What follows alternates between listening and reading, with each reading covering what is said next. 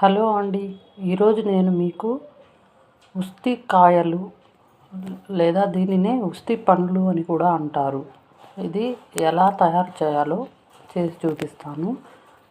ఇది బీపీకి, షుగర్కి, heart ప్రాబ్లమ్స్కి, haemoglobin ఎక్కువ అవడానికి అన్నిటికీ ఉపయోగపడుతుంది. చాలా ఉపయోగాలు ఉన్నాయండి దీనివల్ల.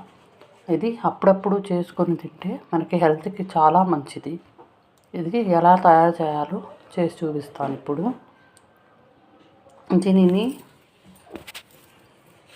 ఇలా దంచుకోవాలండి. దంచి ఇలా నీళ్ళలో వేసి కడిగి తీసుకోవాలి. మొదట ఇది మొత్తం అన్నీ ఇలా దంచి నీళ్ళలో వేసి పెట్టినానండి. ఇప్పుడు దీన్ని బాగా కడిగి అన్నీ తీసి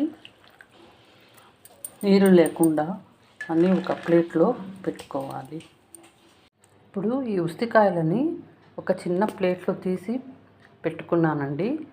ఈ గింజలు కొన్ని నీళ్ళలో వచ్చేస్తాయి, పర్వాలేదు. ఫుల్గా అలాగే ఉండాల్సిన అవసరం లేదు గింజలు. ఇది ఇలా ఉంటే బాగుంటుంది. దీనికి కావాల్సిన పదార్థములు: చింతపండు ఒక చిన్న లెమన్ అంతా, ఉప్పు ఒక 2 టీ స్పూన్స్ సరిపోతుంది, లేదా మీ రుచికి బట్టి వేసుకోండి. ఇది మిరపపొడి, ధనియాల పొడి 2 కలిసినది ఒక 3 స్పూన్లు, పసుపు పొడి ఒక చిన్న టీ స్పూన్ అంతా, ఉల్లిపాయలు 2, టమాటాలు 4. ఉల్లిపాయల కంటే టమాటాలు కొంచెం ఎక్కువ ఉండాలండి, అప్పుడే బాగుంటుంది రుచి. కొబ్బరి కొంచెం అంటే ఒక చిన్న చిప్ప అంతా సరిపోతుంది. కడాయి వేడైపోయింది. ఇప్పుడు దీనిలో 2 స్పూన్ల నూనె వేయాలి. నూనె వేడయ్యాక ముందుగా కట్ చేసి పెట్టుకున్న ఉల్లిపాయలు వేసి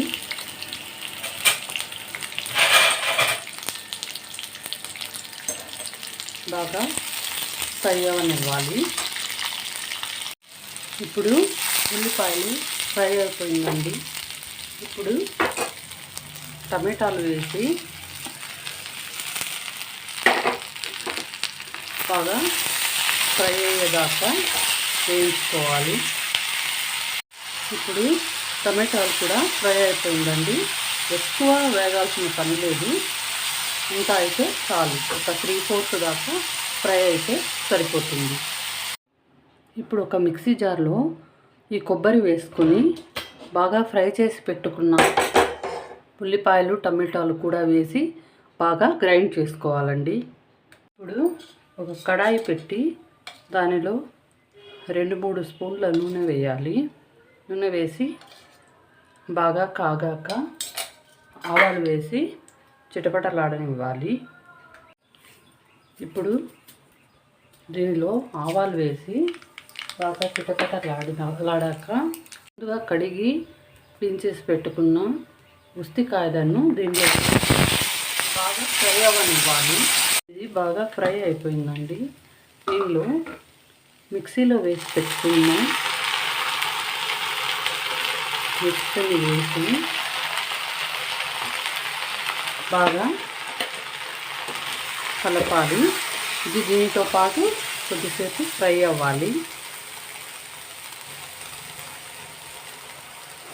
ఇప్పుడు దీనిలో కొంచెం ఫ్రై అయింది. ఇప్పుడు దీనిలో రుచికి తగినంత ఉప్పు,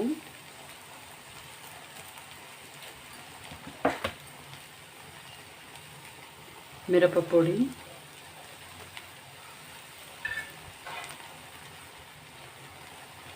పసుపు పొడి అన్నీ వేసి బాగా కలపాలి. ఇప్పుడు ఇది బాగా ఫ్రై అయిపోయిందండి. దీనిలో ఒక 3 గ్లాసుల నీళ్ళు వేసి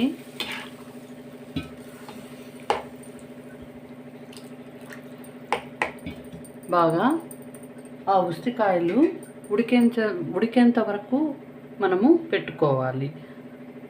లాస్ట్లో చింతపండు రసం వేయాలి.